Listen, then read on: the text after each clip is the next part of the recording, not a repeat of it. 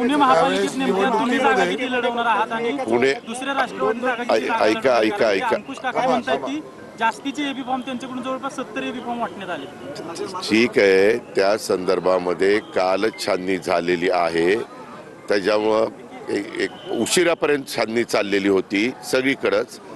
एकदा त्यातली यादी प्रसिद्ध झाल्यानंतर प्रत्येक प्रभागात प्रत्येक अ ब क ड ह्याच्यामध्ये कुणाकुणाचे किती अर्ज आलेले आहेत ते पाहिले जातील आणि त्याच्यातून काही जे काही आमचं ठरलेलं आहे त्याच्यापेक्षा जास्त गेलेले असतील तर ते मागे घेण्यात येतील.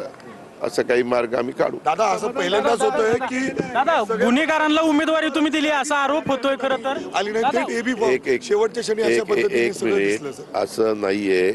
आपण नेहमी तसं म्हणतात. तुम्ही आजपर्यंतच्या सगळ्या निवडणुका आठवा.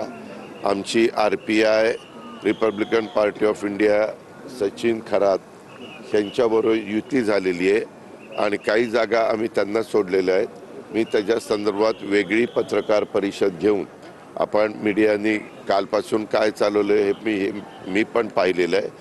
आपल्याला सगळ्यांना माझी कामाची पद्धत त्या ठिकाणी माहिती आहे. परंतु ज्यांच्याबरोबर आम्ही युती करतो त्यांना काही जागा सोडल्यानंतर त्यांनी तिथं त्या जागा कुणाला द्याव्यात काय द्याव्यात, कारण आम्ही तुम्ही पत्रकार मित्रांनी पण बघितलं शेवटच्या क्षणापर्यंत 3 वाजेपर्यंत हा एबी फॉर्म घेऊन जायचा, तो एबी फॉर्म घेऊन जायचा, ह्याला नाकारलं जायचं, त्याला नाकारलं की तो दुसरीकडे जायचा. एवढं सगळं गोंधळाचं वातावरण त्यावेळेस निर्माण झालेलं होतं आणि त्याच्यात काही गोष्टी अशा घडलेल्या आहेत. डबल एबी फॉर्म, नाराजी, काही फारच त्याच्यामध्ये तुम्ही सगळ्यांनी दाखवलंच आहे संपूर्ण महाराष्ट्रामध्ये काय काय घडले. अरे बा, संभाजीनगरला तर राहणार झाला दादा. अनेक कार्यकर्ते अक्षरशः रडत होते. तसं नाहीये. त्याबद्दल मी वेगळी पत्रकार परिषद घेऊन आमची RPI सचिन खरात यांच्याबरोबर युती झालेली आहे. सचिन खरात आत्ता देखील माझ्याबरोबर होते आणि मग त्यांना पण तुम्ही विचारू शकता. त्यांनी त्याच्यामध्ये मला आमचं दोघांचं बोलणं झालं. त्याच्यानंतर तुतारी म्हणजे पवार साहेबांच्या म्हणजे राष्ट्रवादी काँग्रेस बरोबर देखील आम्ही त्याच्यामध्ये बरोबर काही जागा लढवतोय. पुण्यामध्ये आणि पिंपरी चिंचवडमध्ये आम्ही शिंदे साहेबांच्या बरोबर पण चर्चा, म्हणजे शिंदे साहेब पण नाही परंतु उदय सामंत असे काही मान्यवरांच्या बरोबर पण चर्चा केली. कदाचित आज त्यांच्याबरोबर पण बसून काही जागेच्या संदर्भात मार्ग निघतोय का. दादा कुठे पुण्यामध्ये बोलताय हे सगळं? पुणे पिंपरी चिंचवड, पुणे पिंपरी चिंचवड, पुणे पिंपरी चिंचवड. बाकीच्या ठिकाणी त्या भागामध्ये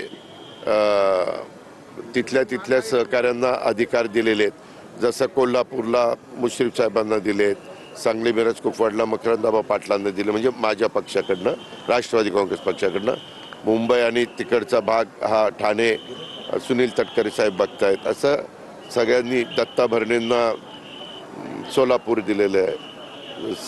उदय सामंत तुम्हाला भेटायला येणार आहेत आज दादा? बैठक आहे काल उदय सामंतांची बोलणं झालं. आज आम्ही माझा आता मी इथनं जाणार आहे बीडला माझा काही कार्यक्रम आहे. तो परवाच ठरलेला होता परंतु काही कारणाने तो पुढे ढकलला. तो काल होता पण काल मुख्यमंत्र्यांनी कॅबिनेट लावल्यामुळं तो आज मी घेतलेला आहे. जवळपास 1000पेक्षा जास्त विविध कामं ह्याचा शुभारंभ पहिल्यांदाच आम्ही बीडमध्ये करतो ॲट ए टाईम. तो कार्यक्रम आहे पालकमंत्री म्हणून आणि आज नवीन वर्षाची सुरुवात आहे. मी नवीन वर्षाच्या पण तमाम जनतेला हार्दिक शुभेच्छा देतोय.